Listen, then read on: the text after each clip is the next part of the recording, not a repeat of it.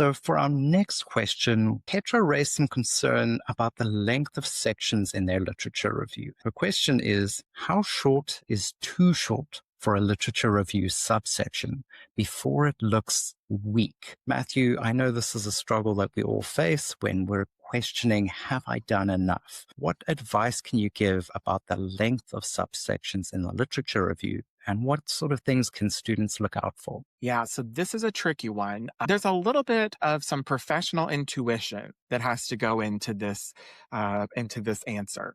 So the first thing I'm going to say is, if you're looking at it and it just feels too short, and you've got that nagging feeling that it's too short, it's probably too short. And so think about, how can I expand the depth of that? A couple of other just sort of general rules. So most dissertations that most of our clients are using the APA style guide. So it's important to remember that under the APA style guide, it takes 3 sentences to make a paragraph. And so if you have less than 3 sentences, that's too short by default. So think about that. And I would also venture to say 3 sentences is almost always too short in a literature review as well.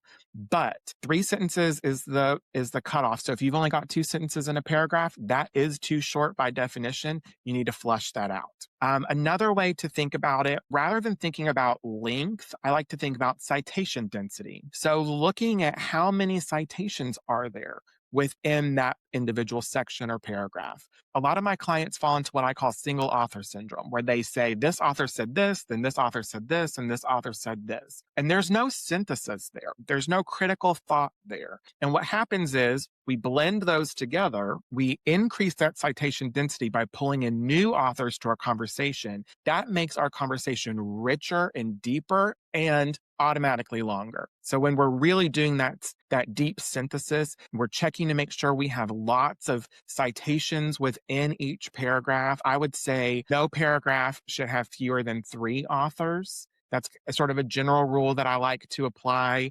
Of course, there's exceptions to every rule, but that's sort of a quick check that I challenge a lot of my clients to start with. Are there at least 3 authors in each paragraph in my literature review? That's when you start to get into that deeper level of conversation with the literature and analysis with the literature. And once you're doing that, you're automatically writing more. And so you start to worry less about the length and the word count. The last thing I would say is, carefully consider your heading structures, because a lot of times things look truncated because of the way you've organized it. And so it might actually be appropriate in length and in depth and in citation density, but look short because you've added a subheading that you don't really need there. That maybe we could take some subheadings out. Maybe we could rename a subheading earlier in the paper that might capture 3 or 4 sections and push them into one so that it feels a little meatier. That's where that intuition comes into play, because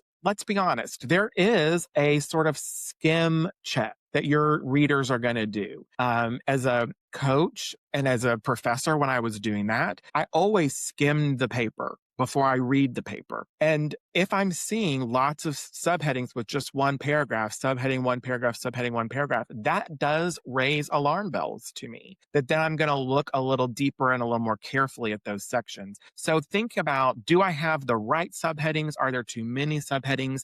Are my subheadings making my work look artificially short? The other bit of advice I can get is get a second opinion.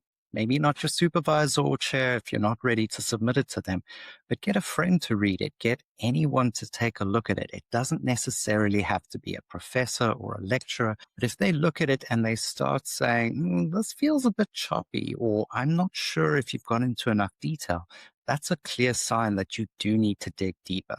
And again, as Matthew said, it's really about thinking about your structure and your outline. And that's why it's so important to outline early in the process to build a structure. And then once you're in the writing process, don't feel locked into your structure either. That's a huge mistake that I've experienced many times with clients is they feel locked into the structure that they've developed. Structures don't survive contact with the literature. I'm paraphrasing, I think it's Sun Tzu, but it's really an important factor. You've always got to iterate on the writing process. We plan, we write, we review, we rewrite, we review again, we rewrite again. So it's definitely not a straight shot. If you can do the dissertation straight shot, then you are an amazing writer. Please give me the tips that I'm looking for, because it is not the easiest process.